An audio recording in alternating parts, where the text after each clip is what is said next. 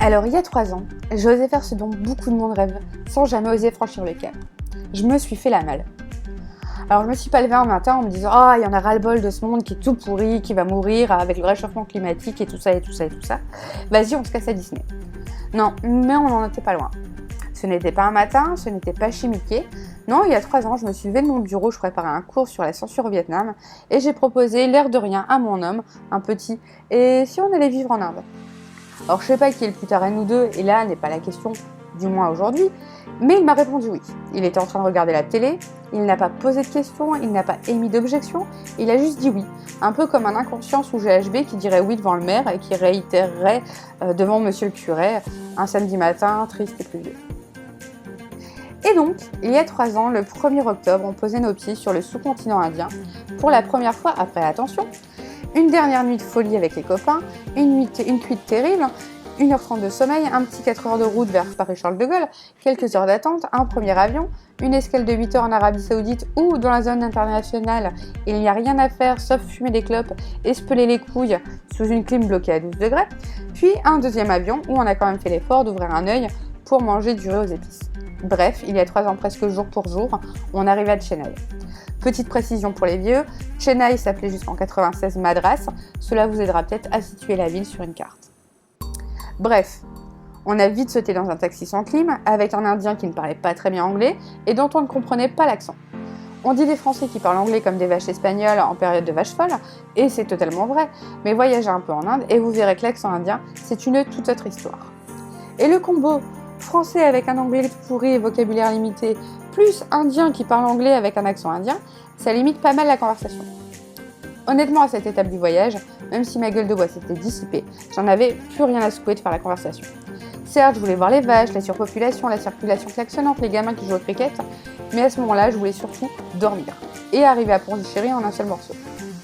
Heureusement pour nous, notre chauffeur de taxi a su avec brio et surtout à grand renfort des coups de klaxon éviter les embûches de la route indienne et notamment le troupeau de vaches qui traverse l'air de rien au milieu de l'autoroute.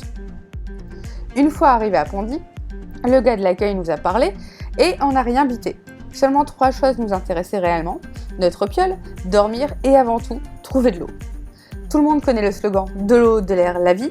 Notre premier jour fut à cette image, parce qu'en plus de cette soif qui te prend aux tripes, il y a cette chaleur impossible à mettre sur pause, comme ce qu'on ferait pendant un mauvais film pour aller faire pipi. Notre quête d'eau a été extraordinaire.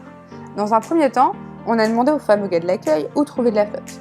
Il nous a répondu dans la cuisine, un peu comme Brian, sauf que comme tout bon français qui se respecte, on avait préparé notre voyage et on avait lu qu'il ne fallait absolument pas boire d'eau.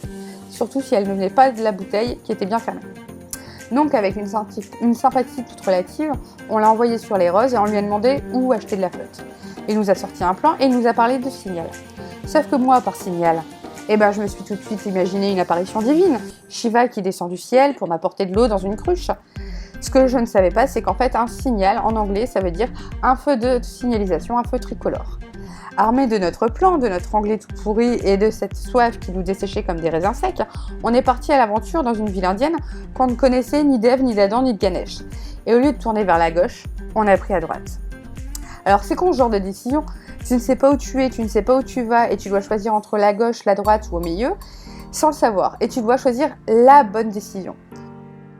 Pour vous la faire courte, c'était la mauvaise, on aurait dû tourner à gauche, on a mis un temps fou pour trouver un truc qui ressemble à un magasin qui vendait de l'eau fraîche. Mais cette sensation de boire enfin, c'est un peu comme si j'avais gagné un tournoi de Roland-Garros sans avoir eu de raquette.